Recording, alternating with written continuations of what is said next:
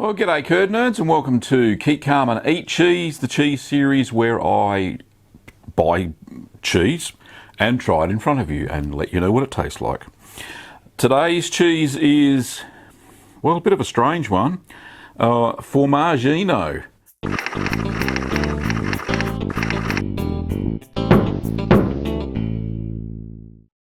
Is what it's called, Formaggino. Formaggino.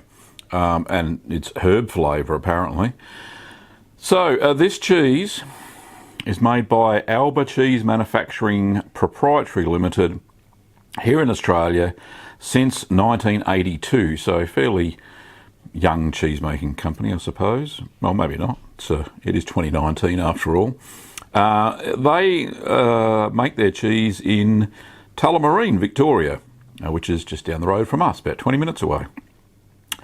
What does it have in it? It has pasteurised milk, salt, starter culture, non-animal rennet, parsley, oregano, chilli and herbs. Oh, interesting.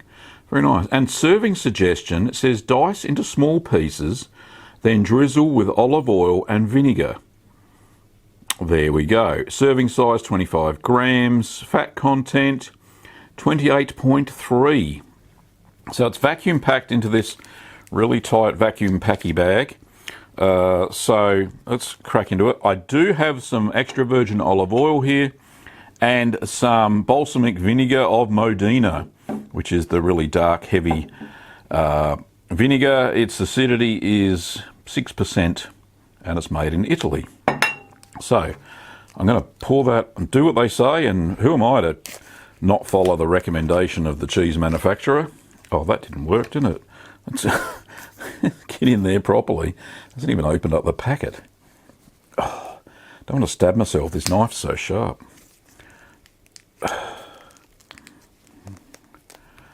So I don't know what the cheese Formaggino is. Formaggino. As far as I know, it means cheese in Italian. Well, that's fromage. Formaggio. Smells nice. I don't know. I dare say this style could be replicated. I've just got to figure out what style it is. It's very. It's got a lot of mechanical holes in the cheese. If we can get it out of the packet. The herbs and the chili are distributed all the way through, which is good. It's a rather large cheese. I didn't say how many grams it was. 500 grams, so half a kilogram of cheese. I think it cost me about $9 Australian, and I got it from the Independent Grocers Association, or IGA. They're locally owned grocers here in Australia. Every town just about has one, and they're owned by locals. So let's crack this open, have a quick look. Kind of feels a bit like mozzarella. Certainly a bit tougher than mozzarella. Get the bloody knife all the way through. There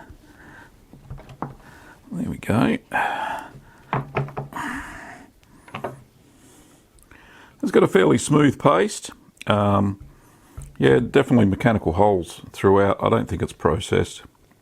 I think they put the herbs and the chilies through the cheese. So let's cut off a big slice.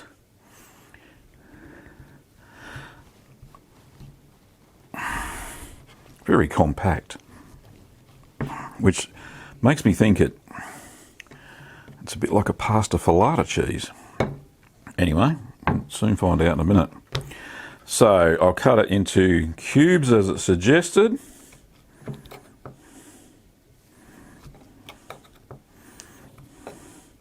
My cubes are never small. There we go. Oops. Cut. There we go. We got some cubes. Yay. All right, let me just have a piece of this by itself. I don't have any crackers or anything. Apparently you don't use crackers.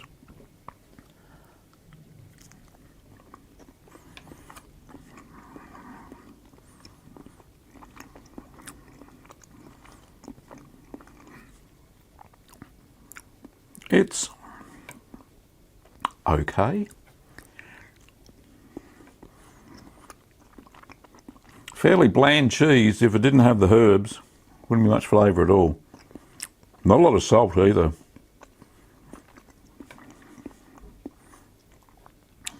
There's no chili bite. A little bit, but nothing crazy.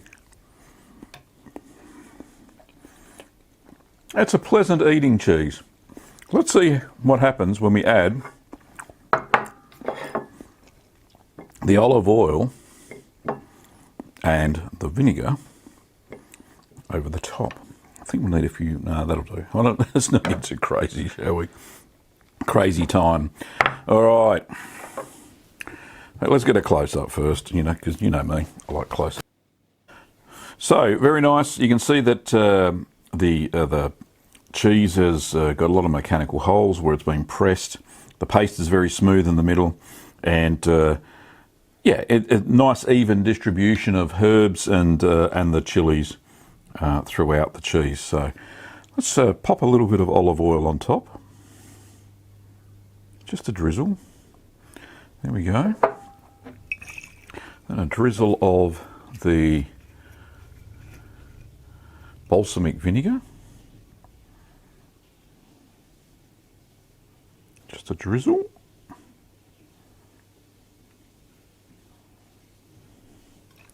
And see what difference that makes to the cheese. I've never done this before.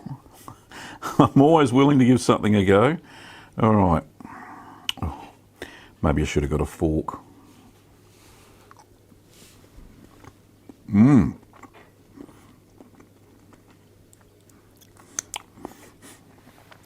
That improves the flavour immensely.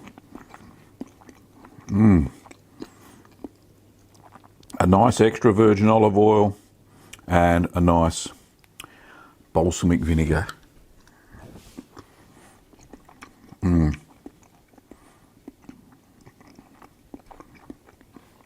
Gives this cheese a big boost. Pleasant enough. Be good in sandwiches and stuff. Don't get me wrong there. But eating it like this, my goodness, very nice indeed.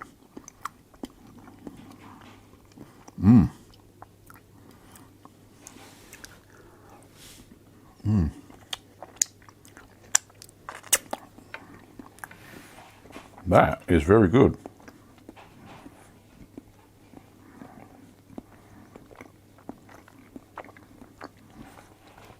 That made an otherwise fairly blandish sort of cheese come to life. Very nice. I've never tried putting olive oil and vinegar or balsamic vinegar over the top of my cheese. Who would have thought? Delightful. Very, very nice. So that was Alba's Formaggino. Formaggino, yeah, that's how you say it.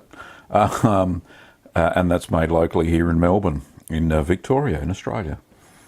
I don't know if you can get your own style of Formaggino where you live, but this one's fairly nice. Like I said, fairly bland sort of cheese, not a lot of salt, but once you put olive oil and vinegar with it, really does bring out the flavour of the cheese, gives it an extra burst of flavour, which is quite delightful.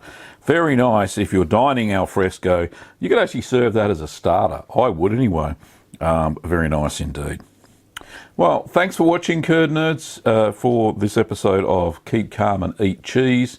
Hope you enjoyed the Alba Formaggino.